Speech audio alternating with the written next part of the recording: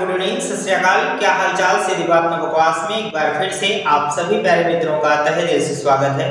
दोस्तों, आज की इस वीडियो में हम बात करेंगे गॉस के नियम के अनुप्रयोग। तो इस वीडियो में समझेंगे, पहला इसका अनुप्रयोग है अनंत लंबाई के एक समान आवेशित सीधे तार के कारण विद्युत क्षेत्र की तीव्रता।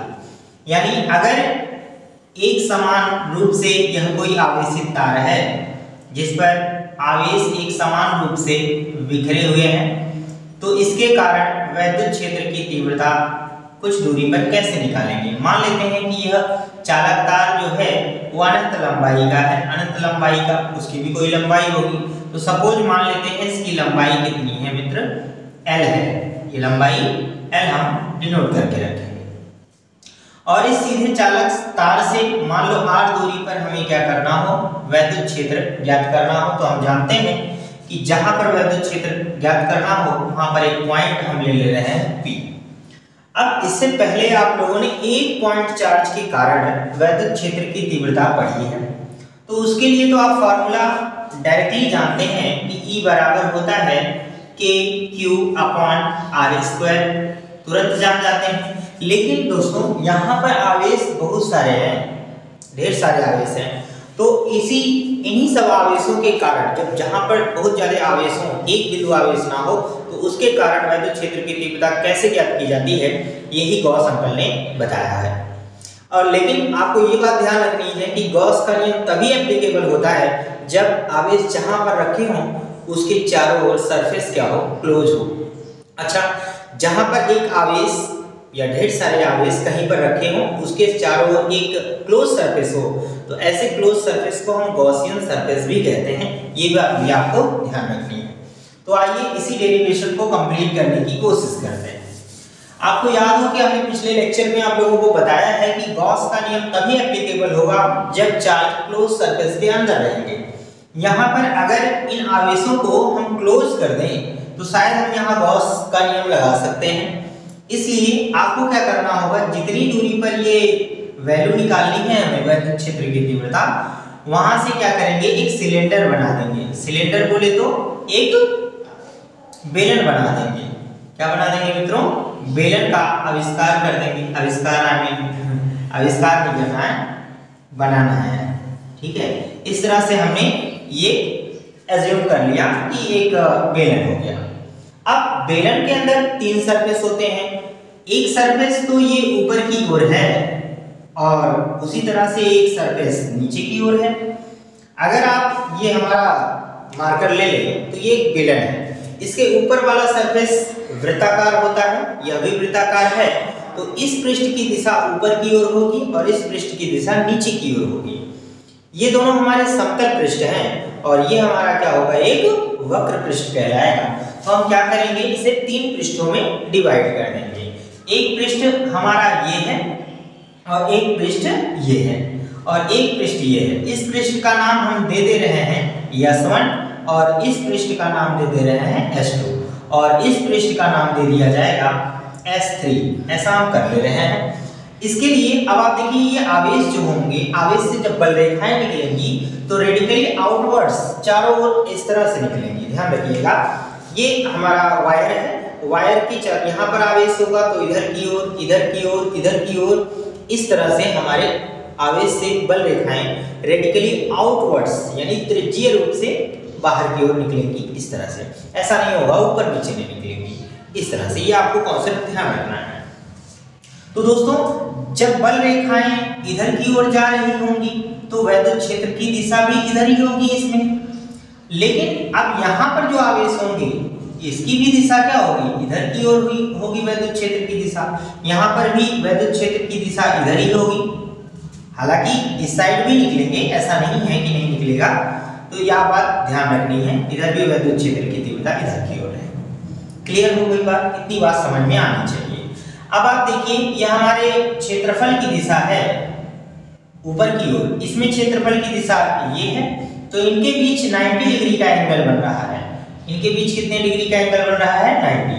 लेकिन अगर आप इस वक्र पृष्ठ को ले लेंगे तो यहाँ पर अगर हम छोटा सा एक पृष्ठ लें तो इस छोटे से पृष्ठ की भी दिशा क्या होगी, बाहर की ओर होगी। इस क्षेत्रफल की दिशा हम ये मान ले रहे हैं और इसके बीच जो थीटा एंगल होगा वो 0x होगा। तो इस प्रकार से आपको ध्यान रखना है। अब हम शुरू करेंगे इस टॉपिक को डेरिवेट करना। तो सबसे पहले आपको लिखना चाहिए, क्या लिखना चाहिए, माना तार पर आवेश कितने हैं, Q है, और तार की लंबाई कितनी है, ये चीज हमें पता ही है, लंबाई L है। तो जब लंबाई में आवेश होते हैं तो उसको हम यहाँ पर निकालते हैं रेखीय आवेश घनत्व, रेखीय आवेश घनत्व। ये चीजें आपको ध्यान रखनी है। रेखीय आवेश घनत्व लैम्डा बराबर Q/L होगा, लैम्डा नहीं बोले तो लैम्डा है। तो हम यहाँ पर क्या कर सकते हैं, चाहे तो इस चार्ज Q बराबर हम निकाल सकते हैं लैम्डा × L। ये फॉर्मूला आपको ध्यान रखना है, इसका हम यूज आगे करेंगे। अब सबसे पहले एक बार S1 पृष्ठ और S2 पृष्ठ से हम क्या करेंगे, फ्लक्स निकालेंगे। तो हम यहाँ पर लिखते हैं S1 पृष्ठ से निकलने वाला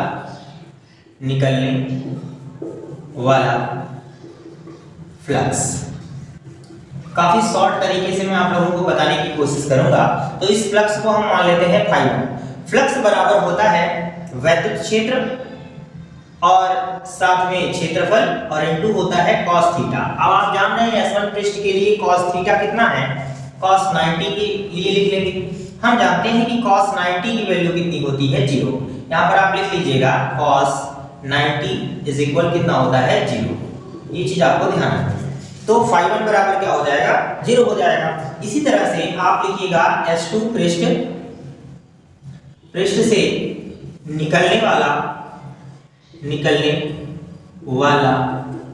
फ्लक्स, यह निकाल लेंगे। तो यहां पर आ जाएगा मित्र φ2 बराबर E A और cos पुनः 90 हो जाएगा। तो φ2 की भी वैल्यू 0 आ जाएगी। इस तरीके से हमने देखा। अब हम क्या करेंगे, S3 पृष्ठ से निकालेंगे। S3 पृष्ठ से निकलने वाला फ्लक्स। तो ध्यान रखिए मित्रों, यहां पर फ्लक्स अब हम लिखेंगे φ3। तो φ3 क्या हो जाएगा, यहां पर वैद्युत क्षेत्र E हमने लिखा और A लिखेंगे और ये हो जाएगा cos 0 अंश। cos 0 की वैल्यू 1 होती है तो यहाँ 1 ही रह जाएगा। अब हम यहाँ पर लिख सकते हैं φ3 बराबर E का मान तो E ही रहने देंगे और A की जो वैल्यू होगी वो आप इस वक्र पृष्ठ को देखेंगे। देखिए इस छोटे से पृष्ठ को आप DA ले सकते हैं, पर इस छोटे से पृष्ठ का हम ध्यान रखेंगे। जब आप इसको छोटे पृष्ठ को पूरा जोड़ लेंगे समाकलन करके तो ये पूरा वक्र पृष्ठ निकल जाएगा। क्या निकल जाएगा, वक्र पृष्ठ। तो हम यहाँ पर लिख लेंगे वक्र पृष्ठ क्या होगा, 2πr L के बराबर। क्या हो जाएगा, 2πr L के बराबर। आप जानते हैं क्लास 10 में बेलन का वक्र पृष्ठ बराबर होता है 2πr h के बराबर होता है। h जहां लंबाई होती है, यहाँ जो h लंबाई ऊंचाई है वो l के बराबर है, तो हमने h की जगह पे l लिख लिया है। ठीक है, तो आप यहाँ पर ये चीजें चाहे मेंशन कर सकते हैं, कोई दिक्कत नहीं होनी चाहिए। अब हम इस समीकरण को 1 मान लेंगे। अब हम गॉस के नियम का अनुप्रयोग करेंगे। पहले आप चाहें तो कुल फ्लक्स निकाल लें। अभी ये अलग कर दीजिए, यहाँ पर लिखिएगा कुल फ्लक्स। तो कुल फ्लक्स φ बराबर φ1 प्लस φ2 प्लस हो जाएगा मित्रों φ3। अब आप जान रहे हैं φ1 φ2 की वैल्यू कितनी है, 0 है। तो टोटल फ्लक्स जो हमारे इस लाइन से निकलेंगे इस क्लोज सरफेस से, तो हमारे पास क्या आ जाएंगे, φ बराबर ये φ3 की जो वैल्यू है E × 2πr L के बराबर कितना आ जाएगा। अब आप इसे इक्वेशन नंबर फर्स्ट डाल दीजिए। अब ये भी φ को दिखा रहा है और गॉस का नियम भी φ को ही दिखाता है, तो हम वही चीज करेंगे गॉस के नियम से। तो गॉस का नियम कहता है कि φ बराबर होता है मित्र Q/ε0। इसे आप इक्वेशन नंबर 2 डाल दीजिए। ठीक है, अब आप समीकरण 1 और 2 को देखें तो यहाँ पर लिखिएगा समीकरण 1 व 2 से समीकरण 1 और 2 से देखिएगा तो ये भी पाई हो जाएगा। तो ये देखिए यहाँ पर पाई का मान यहाँ पर रख दीजिए, तो E इंटू हो जाएगा 2 पाई आर एल बराबर इधर हो जाएगा मित्र Q अपॉन एप्सिलॉन नॉट। बोलो इतनी बात आ रही है समझ में? अब देखो हम क्या करेंगे, यहाँ Q की वैल्यू लिख लेंगे, Q बराबर लैम्डा है ना।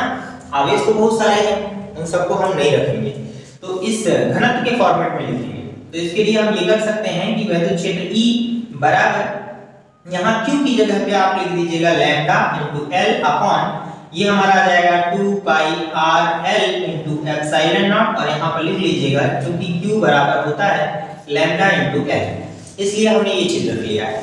तो हम यहाँ पर अब क्या करेंगे, लंबाई से लंबाई कट जाएगा, तो वैद्युत क्षेत्र E बराबर ये लैम्डा अपॉन क्या हो जाएगा 2 पाई आर और एप्सिलॉन नॉट, यही हमारा अनंत लंबाई के एक समान रूप से आवेशित सीधे चालक तार के कारण वैद्युत क्षेत्र की तीव्रता हो जाएगी। मित्रों दोस्तों एक चीज आप लोगों ने यहाँ पर देखा होगा कि लंबाई कट चुकी है, इसका अर्थ ये हुआ कि कोई चालक तार कितना भी लंबा हो जाए उसे हमें कोई लेना देना नहीं है।